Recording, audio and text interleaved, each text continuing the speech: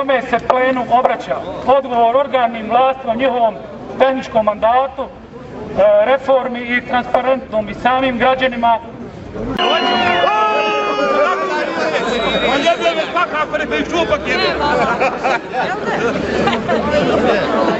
Ljudi moji, općina ne može ostati bez vlasti. Ne može biti anarhija. Vijeće preuzima...